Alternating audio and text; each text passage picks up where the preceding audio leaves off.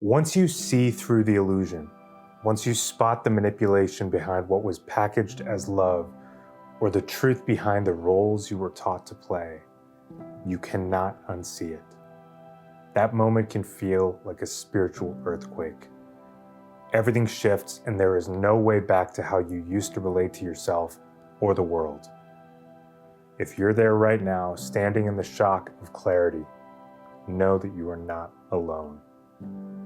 There is a way to walk through this shatter point without losing yourself and without collapsing back into old patterns. Today we'll explore exactly why the truth sticks to you so fiercely, what happens to your nervous system when illusions break, and how to navigate this moment with grounded sovereignty.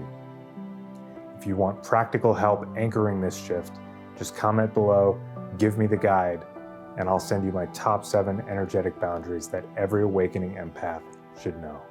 Seeing the truth is an irreversible event.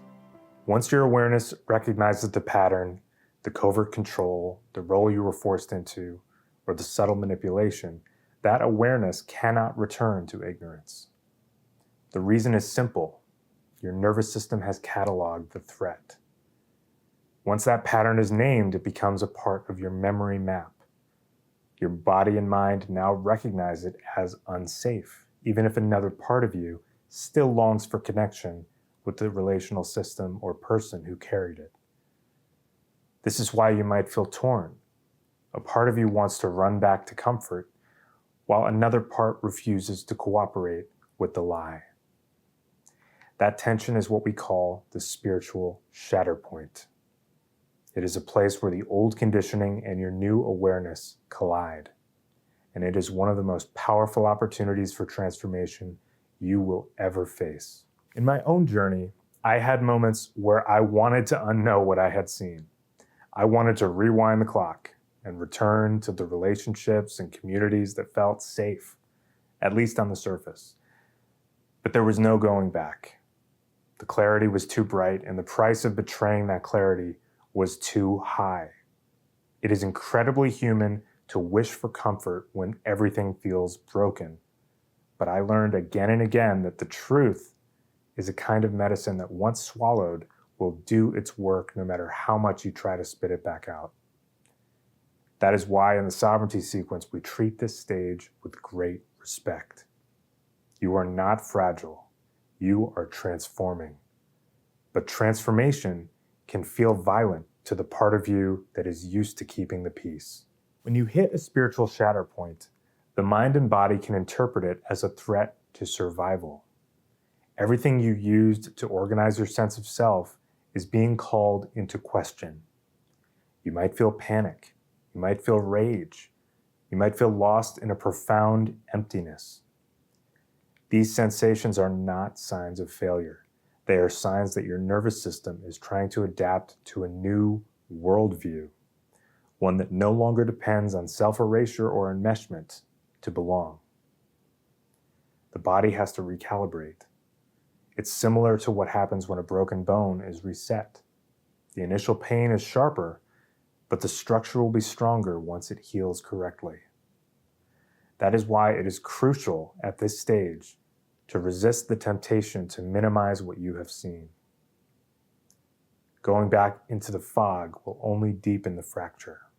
So let's talk about how to move through this shatter point with steadiness. First, give yourself permission to pause.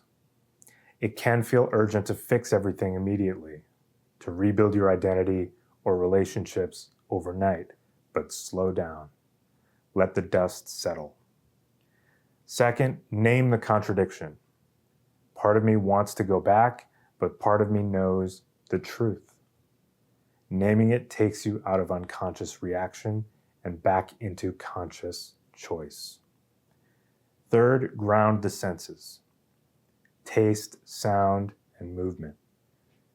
These will keep you connected to the present moment, which anchors you when your mind tries to spin out into fear. Fourth, build micro rituals of trust.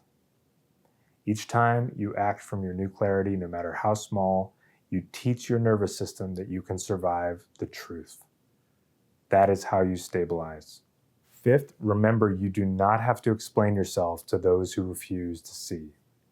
Spiritual shatter points are intimate, sacred transitions, and you owe no one a performance of justification.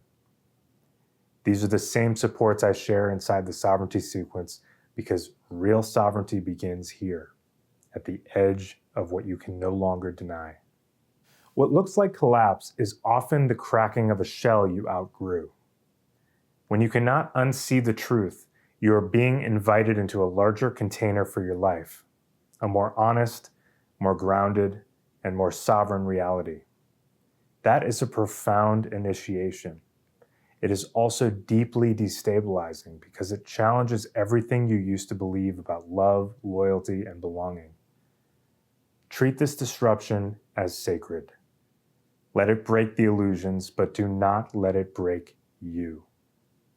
Your job is to hold your center as these illusions fall away, so you can begin rebuilding a sense of self rooted in discernment, not survival. If you're in the thick of this, please know that it is survivable. The sovereignty sequence was designed precisely for these spiritual breakpoints, giving you the structure and language to stay grounded while your worldview transforms. It is already supporting others through the same awakening, helping them rebuild their lives without losing their spirit. If you'd like a starting place, comment below, give me the guide, and I'll share my top 7 energetic boundaries for awakening empaths. They will help you protect your clarity while you integrate these realizations. What you see is real. What you cannot unsee is your path forward. Trust it. And as always, may the shadow wane and the stardust remain.